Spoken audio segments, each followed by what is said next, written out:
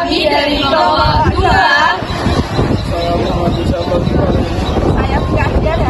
Saya Amanda. Saya Ida. Saya Sumaya Zena. Saya Abdul Wijaya. Video kali ini kami akan membahas tentang demokrasi.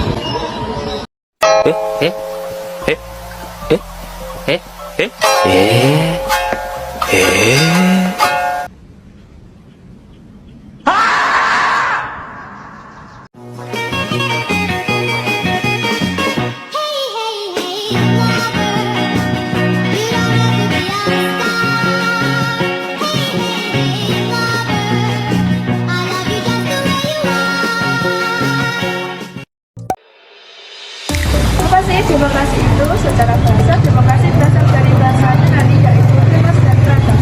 Demos bermakna rakyat atau khalayak, sementara kratos bermakna pemerintahan. Demokrasi sebagai sistem pemerintahan yang mengizinkan dan memberikan hak kebebasan kepada warga negaranya untuk berpendapat serta turut serta dalam pengambilan keputusan di pemerintahan.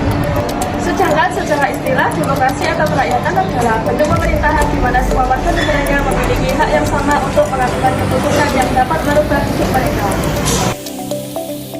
Yang kedua ada ciri-ciri demokrasi. Yang pertama, kedaulatan rakyat. Kedaulatan rakyat berarti rakyat mempunyai hak dan kekuasaan untuk menetapkan paham dan roda pemerintahan suatu negara. Yang kedua, pemilihan umum yang bebas dan adil. Pemilihan umum diadakan secara berkala, jujur, bebas dan adil, di mana semua warga negara memiliki hak untuk memilih. Yang ketiga, kebebasan berpendapat dan berorganisasi. Setiap warga negara memiliki hak untuk menyatakan pendapat, berkumpul tanpa takut akan penindasan atau diskriminasi. Yang keempat yaitu hak asasi manusia. Perlindungan terhadap hak asasi manusia termasuk kebebasan sipil dan politik, serta hak ekonomi, sosial, dan budaya. Yang nomor 5, desentralisasi kekuasaan. Kekuasaan tidak terpusat di suatu tempat saja, tetapi distribusikan ke berbagai tingkat pemerintahan pusat, daerah, lokal untuk lebih meningkatkan pengambilan keputusan kesepakatan rakyat. Macam-macam demokrasi. Yang pertama yaitu demokrasi langsung. Demokrasi langsung adalah demokrasi yang mengikut sertakan setiap warga negaranya untuk bermusyawarah dalam menentukan kebijakan umum negara. Yang kedua yaitu demokrasi tidak langsung. Demokrasi tidak langsung adalah demokrasi yang dilaksanakan melalui sistem perwakilan. Yang ketiga adalah demokrasi konstitusional. Demokrasi ini adalah demokrasi yang berlandaskan pada kebebasan atau individualisme. Yang keempat adalah demokrasi rakyat. Demokrasi ini menginginkan kehidupan tanpa adanya kelas sosial. Contohnya adalah negara Korea Utara dan bekas negara Uni Soviet. Yang kelima adalah demokrasi Pancasila. Demokrasi ini bersumber dari tatanan nilai sosial dan budaya dengan berdasarkan musyawarah atau mufakat. Yang selanjutnya, macam-macam demokrasi berdasarkan tujuan.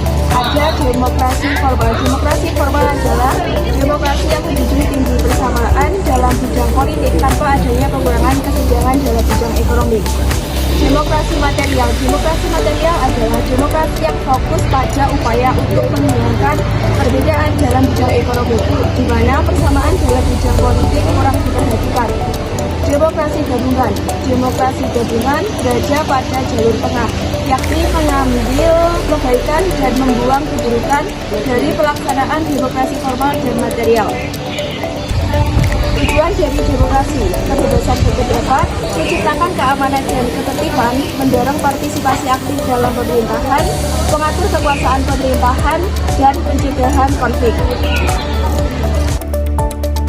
Selanjutnya yaitu contoh demokrasi. Yang pertama yaitu contoh demokrasi dalam tingkat keluarga, seperti musyawarah, mengambil keputusan bersama dalam keluarga seperti menentukan menu makan malam dan merencanakan liburan dengan cara berdiskusi dan menghargai pendapat dari anggota keluarga.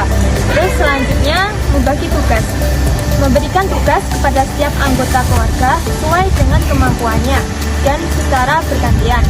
Selanjutnya, menghormati pendapat yang berbeda dari setiap anggota keluarga. Kita seharusnya bisa menerima dan menghargai perbedaan pendapat di dalam keluarga kita. Selanjutnya yaitu contoh demokrasi dalam tingkat sekolah. Pertama yaitu pemilihan siswa kelas. Siswa juga memiliki hak untuk memilih siswa kelas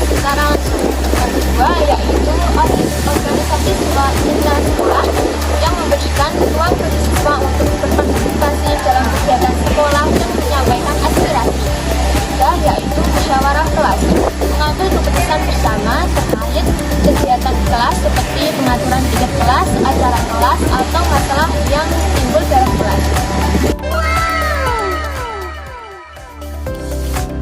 Yang selanjutnya, contoh demokrasi di tingkat masyarakat. Yang pertama ada RT atau RW, pemilihan ketua RT atau RW secara langsung oleh warga masyarakat. Yang kedua, Karang Taruna, organisasi pemuda yang aktif dalam kegiatan sosial dan pemberdayaan masyarakat. Yang ketiga, ada lembaga swadaya masyarakat, organisasi nirlaba yang memperjuangkan kepentingan masyarakat. Dan yang terakhir adalah pos kamling atau pos ronda, ikut berpartisipasi dalam menjaga keamanan, ketertiban, dan kebersihan lingkungan. Yang terakhir adalah contoh demokrasi di tingkat negara. Yang pertama, pemilihan umum. Rakyat memilih wakil-wakilnya untuk duduk di lembaga legislatif dan eksekutif. Yang kedua, partai politik. Wadah bagi warga negara untuk berpartisipasi dalam proses politik. Yang ketiga, yakni kebebasan pers. Media massa bebas menyampaikan informasi dan kritik terhadap pemerintah. Dan yang terakhir adalah hak asasi manusia. Setiap warga negara memiliki hak yang sama di hadapan hukum.